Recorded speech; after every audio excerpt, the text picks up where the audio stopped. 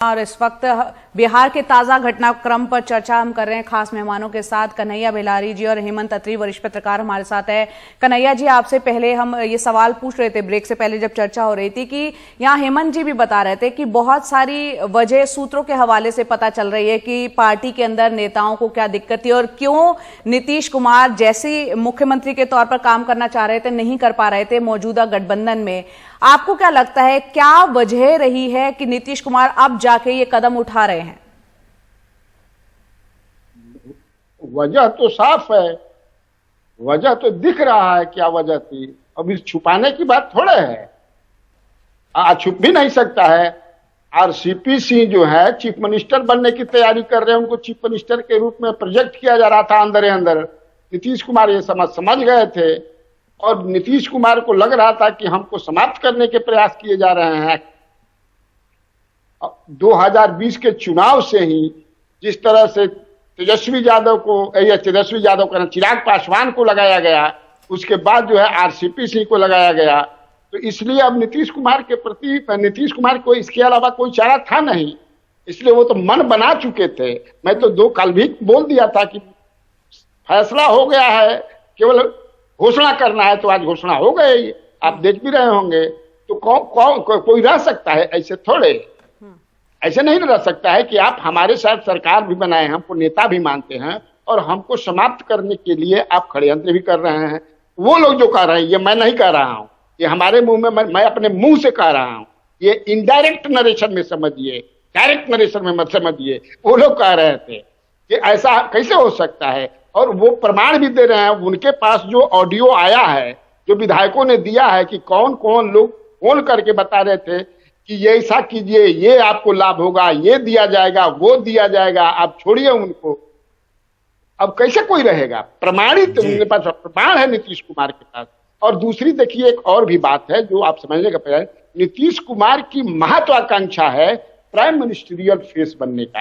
एक बार जो है हम जंगे मैदान में प्रधानमंत्री के हो या ना हो आना है, तो 24 के लिए ये तैयारी हो गई है। मुझे लगता है कि कुछ दिनों के ही लिए, या हो सकता है कि 24 तक रहे ये मुख्यमंत्री प्रधानमंत्री, जब तक से अपना घूमते रहेंगे। जैसे नरेंद्र मोदी जी घूम रहे थे, चीफ मिनिस्टर थे वहां के, गुजरात के, और घूम रहे थे, तो इसलिए वो, लेकिन ये मन बना चुके हैं वो प्रधानमंत्री का। एक वो भी कारण है, लेकिन तब है कि यहाँ भी आप साथ साथ चल रहे हैं और एक आदमी को लगाए हुए हैं।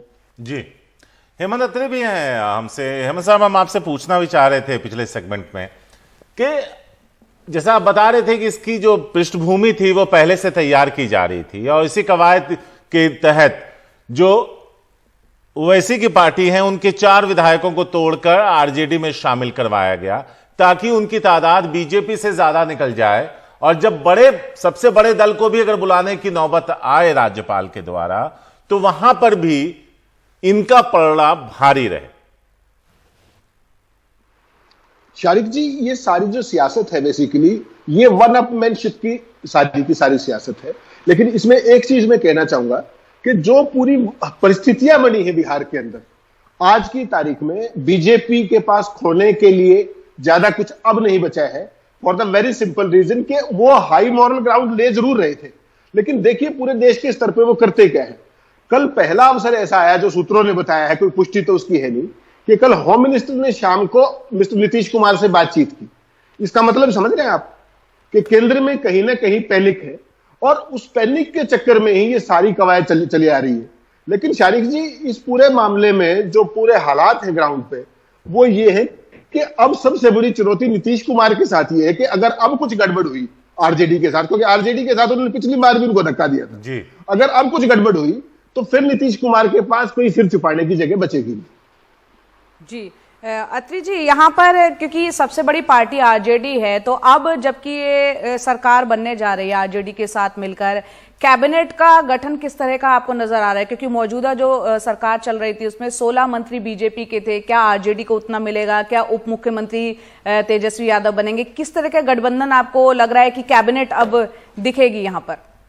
नहीं जया जी, कैबिनेट में कोई दिक्कत नहीं होने वाली है। यहाँ पर एक सिंपल सी बात है, deputy chief minister mister Tejashwi Yadav होंगे और नीतीश कुमार को मंत्री पद की संख्या से कोई आपत्ति कभी नहीं। उन्होंने जब वहां 16 दिए थे, इनके तो 79 एमएलए है आरजेडी के।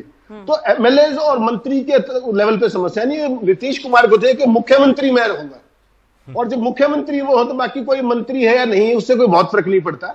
इस बार वो एक चूक नहीं करना चाहेंगे, जहां तक मैं देख रहा हूं कि पिछली बार जो अभी जो सरकार आज जा रही है उसमें जो पार्टी स्पीकर थे असेंबली के, वो उन्होंने पद बीजेपी को दे दिया था। मुझे लगता है इस बार शायद वो ये गलती वो नहीं करेंगे और स्पीकर का पद अपनी पार्टी के पास रखेंगे, जेडीयू के पास। रही मंत्रियों की संख्या की सवाल या विवादों की बात, उस पर नीतीश कुमार कोई बहुत जिद नहीं करने वाले हैं और ना ही आरजेडी करने वाला है। डिप्टी सीएम और सीएम दोनों के रोल क्लियर है और डिपार्टमेंट्स में बहुत ज्यादा आपत्ति नहीं होने वाली है। जय जी। बिल्कुल। और यहाँ पर अत्रि जी हम चर्चा करेंगे, एक ब्रेक ले लेते हैं। यहाँ पर जो बात यहाँ पे कन्हैया जी ने रखी कि भविष्य में बतौर कभी ना कभी एक प्रधानमंत्री कैंडिडेट के तौर पर जो एक इच्छा है नीतीश कुमार के मन में, उस पर भी हम चर्चा करेंगे। फिलहाल एक ब्रेक ले लेते हैं।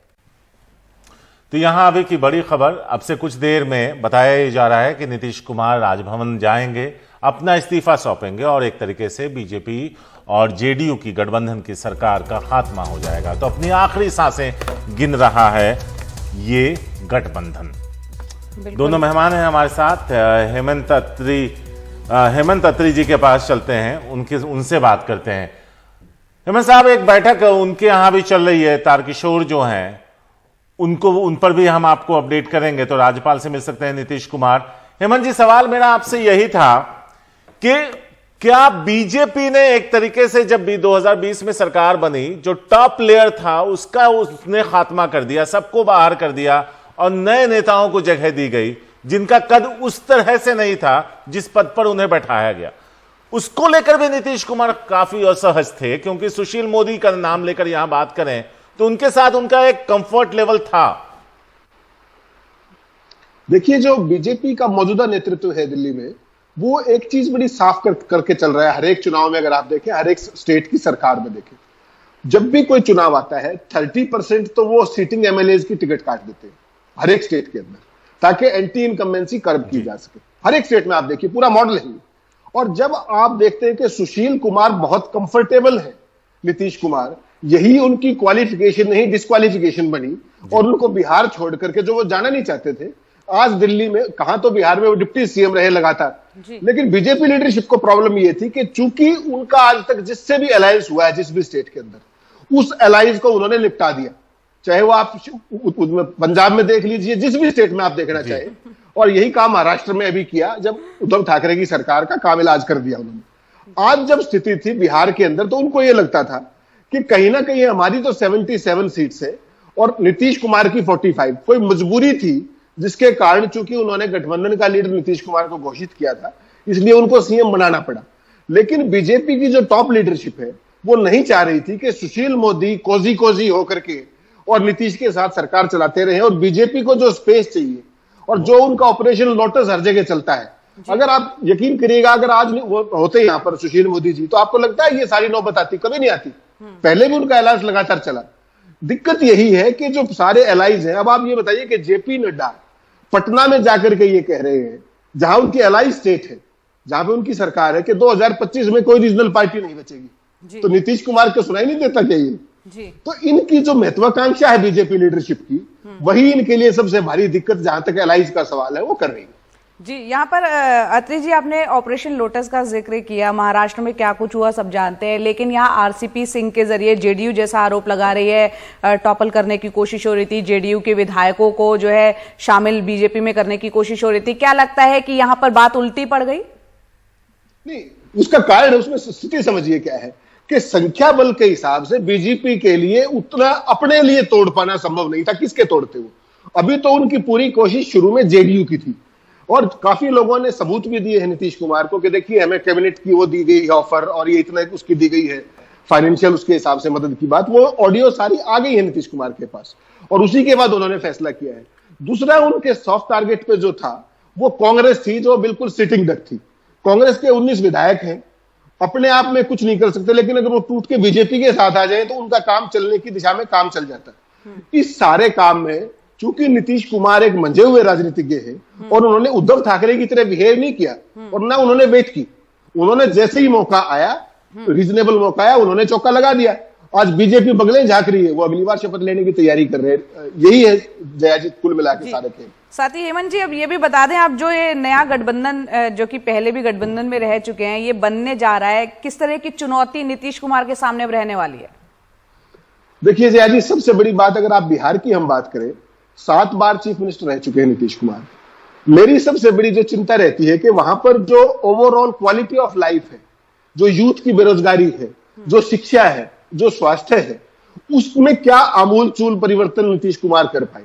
अगर आप मुझसे पूछेंगे तो नीतीश कुमार जैसा जो एक रिलेटिवली ईमानदार नेता माना जाता है, आज भी अगर बिहार को देखें, उनके 7 टर्म के शासन के बावजूद, 7 टर्म का मतलब समय थोड़ा है लेकिन टर्म 7 है, आज तक कोई क्वालिटेटिव चेंज जनता को महसूस नहीं हुआ है, चाहे वो शिक्षा हो, चाहे स्वास्थ्य हो। आज भी अगर बिहार के अंदर आपको बीए की डिग्री करनी है तो 3 साल में कोई विरला ही कर सकता है, 5 से 6 साल बिहार में डिग्री करने में लगते। तो जो बिहार की जो मूल समस्याएं थी, चाहे वो बेरोजगारी थी, चाहे वो यूथ की शिक्षा है, स्वास्थ्य है, ग्रास रूट पे इंफ्रास्ट्रक्चर है, इंडस्ट्रियलाइजेशन है, ऐसा कोई भी बड़ा काम वो नहीं कर पाए जिसको आप नीतीश कुमार की छाप कह सके। लेकिन केवल और केवल राजनीतिक समीकरण साध करके वो सत्ता जरूर बचा पाए हैं, लेकिन बिहार को इसका कोई बहुत बड़ा फायदा हुआ, जया जी, मैं ऐसा नहीं मानता हूं। सारे पैरामीटर्स पे बिहार आज भी बॉटम पे ही है। हेमंत जी, आपका शुक्रिया, लेकिन आप बने रहे हैं हमारे साथ। वक्त एक छोटे से ब्रेक का है, तो ब्रेक के बाद लौटेंगे तो इस खबर पर बने रहेंगे। तो अब से कुछ देर में उम्मीद यही है कि नीतीश कुमार राजभवन पहुंचेंगे। वक्त एक छोटे से ब्रेक का है। तो आपको इस वक्त की बड़ी खबर बता दें बिहार से, जहां आपसे कुछ ही देर में राज्यपाल से मुलाकात करेंगे नीतीश कुमार और अपना वो इस्तीफा सौंप सकते हैं। साथ ही नीतीश कुमार अभी जेडीयू विधायकों और सांसदों के साथ उन्होंने चर्चा की है और दूसरी ओर डिप्टी सीएम तारकिशोर प्रसाद के घर पर बीजेपी की अहम बैठक भी हुई है और हो रही है। सूत्रों का यह भी कहना है कि बीजेपी को नीतीश कुमार के फैसले का इंतजार है। और इस वक्त हमारे साथ हेमंत अत्री जो कि वरिष्ठ पत्रकार हैं, हमारे साथ जुड़े हुए हैं। हेमंत जी, यहाँ पर आप चर्चा कर रहे थे कि यहाँ पर 60 बार से मुख्यमंत्री हैं नीतीश कुमार। एक लंबा वक्त जो है उन्होंने बिहार की राजनीति में बतौर मुख्यमंत्री कमान संभाली है। लेकिन अगर पहले के कार्यकाल की बात की जाए, नीतीश के पहले और अब में, आपको लगता है जो परफॉर्मेंस की बात है, काफी कुछ बदलाव बिहार में आया, हालांकि उतना नहीं जितनी की अपेक्षाएं लोगों की थी उनसे? देखिए जया जी, नीतीश कुमार ने केवल एक काम किया है। डिलीवरी की बात तो मैं सहमत नहीं हूं कि उन्होंने कोई डिलीवरी ग्रास रूट पे बहुत कंक्रीट की है, नहीं। लेकिन जो बिहार की जो एक छवि थी, जो परसेप्शन थी बिहार की लॉ एंड ऑर्डर के मामले में, लॉलेसनेस के मामले में, उसमें 19-21 का कुछ सुधार हुआ है। लेकिन जो वाइटल पैरामीटर्स है ह्यूमन डेवलपमेंट इंडेक्स के, चाहे वो शिक्षा है, चाहे वो स्वास्थ्य है, चाहे वो रोजगार है, चाहे एमएमआर है, आईएमआर है, बच्चों की मृत्यु दर है, महिला मृत्यु दर है, उनमें कोई बहुत परिवर्तन नहीं आया है। समस्या क्या है बिहार के अंदर कि ये जो पूरे का पूरा जो प्रोजेक्शन था नीतीश कुमार का, सुशासन बाबू का, वो सुशासन बाबू जहां तक पहुंचना चाहिए गरीब से गरीब समाज के आखिरी कॉर्नर तक, वो दुर्भाग्य से नहीं पहुंच पाया। उसके तमाम कारण हो सकते हैं, तमाम सीमाएं हो सकती हैं, लेकिन इस बात को कहने में कोई शक नहीं कि जब आप कोई देश की नेशनल कोई भी रिपोर्ट देखेंगे तो बिहार आज भी सारे वाइटल इंडेक्स में या तो बॉटम पे है या बॉटम के आसपास है। ये सबसे बड़ी दुर्भाग्यपूर्ण और चिंता की बात है। नीतीश कुमार की नीयत ठीक हो सकती है, लेकिन जो उनसे उम्मीद की जाती थी, जो अपेक्षा की जाती थी ग्रास रूट पे, उतना डिलीवर वो नहीं कर पाए हैं जया जी, इसमें कोई शक नहीं। बिल्कुल, जो सुशासन बाबू के नाम से वो जाने जाते थे और जो अपेक्षाएं लोगों की बिहार के लोगों से थी, क्योंकि जो युवा जो रोजगार पाना चाहते हैं बिहार में, उन्हें क्यों अपना राज्य छोड़ के दूसरे राज्यों का रुख मेट्रो सिटीज का करना पड़ा, ये भी एक सवाल है। और कई इंडस्ट्रीज जो जैसी कि बिहार में होनी चाहिए और क्यों अभी वो पिछड़ा राज्य है, इससे सवाल नीतीश कुमार से ही पूछने बनते हैं। काफी अरसे से वो ही मुख्यमंत्री हैं। बहुत बहुत शुक्रिया हेमंत अत्री जी इस पर चर्चा करने के लिए। तो हमारे दर्शकों को हम बता दें कि अब से कुछ ही देर में राज्यपाल से मुलाकात करने जा रहे हैं नीतीश कुमार। और यहां पर एनडीए सरकार जो चल रही थी बिहार में, जेडीयू और बीजेपी की गठबंधन की सरकार, वो टूटती हुई दिख रही है और एक नई महागठबंधन की सरकार जिसमें आरजेडी और कांग्रेस, जो कि कांग्रेस ने बिना मांगे ही समर्थन यहां पर दे दिया है, कुछ ही पलों में मिलेंगे और इस बड़ी खबर पर हमारी नजर रहेगी।